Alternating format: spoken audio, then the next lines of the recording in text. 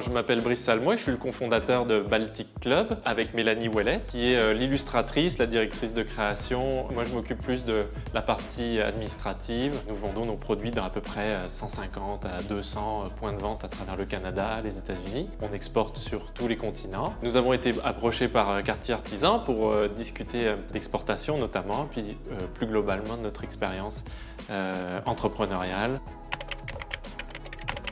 Selon les moments de l'année, on choisit de faire des salons de détail ou des salons de gros. Ce qui est bien dans les salons de détail, c'est que ça permet d'avoir des points d'ancrage dans l'année pour entretenir le cash flow. En revanche, les salons de gros, ce qui se passe, c'est que quand on y va, c'est vraiment un investissement. Quand on repart d'un salon de gros, on repart pas avec de l'argent, on repart avec des dettes. Ce sont les bons de commande qu'on signe sur place et après coup qui vont faire en sorte que l'argent qui va rentrer va être distillé dans les semaines et les mois qui suivent les salons de gros. Donc ce sont comme deux points de vue différents. C'est bien de mélanger les deux puis de les éparpiller sur l'année pour avoir une gestion du cash flow et des rentrées d'argent responsables.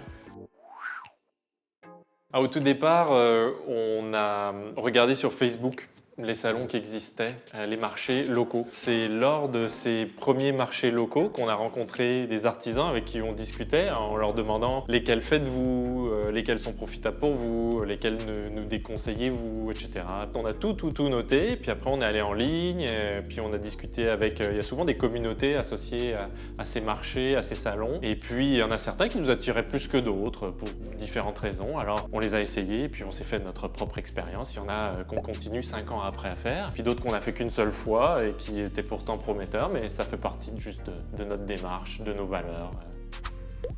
Moi personnellement, je vois les salons et les marchés comme, plutôt comme un marathon plus que comme un sprint. J'aime ça me préparer longtemps à l'avance. Psychologiquement, logistiquement, j'aime bien que tout soit vraiment prêt, clair, précis, bien organisé. Donc je me prépare longtemps à l'avance, j'essaye d'être reposé, de me préparer des collations, des repas à l'avance. Il faut toujours montrer le meilleur de nous-mêmes. Et puis la difficulté, c'est souvent de reproduire cette situation de force de jour en jour. Quand il y a des salons qui durent par exemple 2, 3, 4, 10, 12 jours, 15 jours, il faut être capable de reproduire cet état d'esprit, d'être aussi bon le dernier jour que je suis le premier.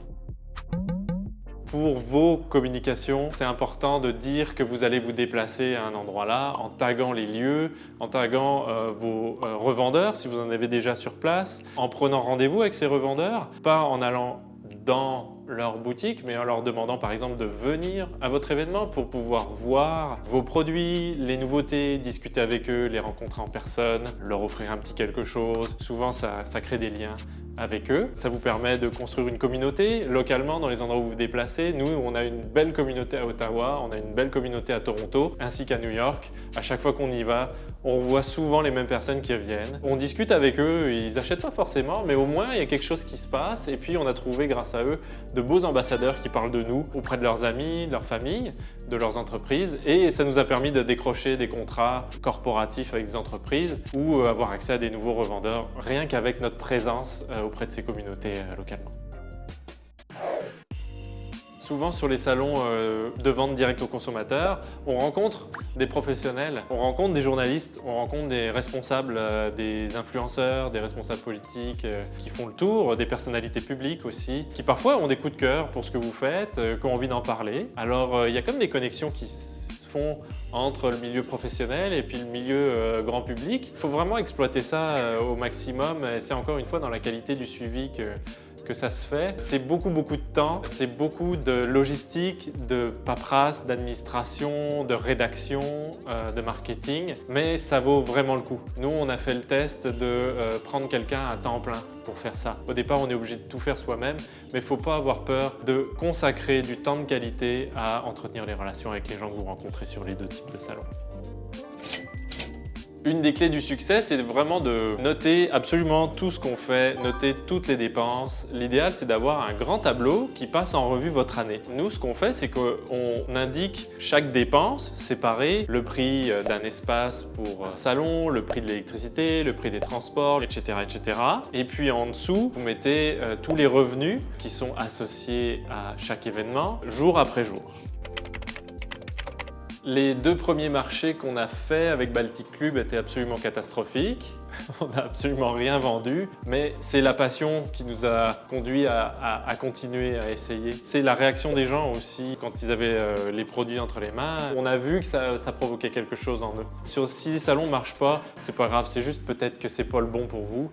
Essayez-en un autre, et un autre, et un autre, et un autre. Faut pas s'arrêter sur un échec. Un échec, ce serait vraiment juste d'abandonner. Alors souvent, on dit que soit on réussit, soit on apprend. Mais c'est pareil pour le cas des marchés. Soit ça marche, soit on apprend qu'il faut en faire un autre. Tout le contenu dont on vient de parler est disponible sur le site de Quartier Artisan, n'hésitez pas à aller voir ça. Voilà. Ouais, c'est ça. Le gros et le détail. C'est ça, le gros et le détail. Oui.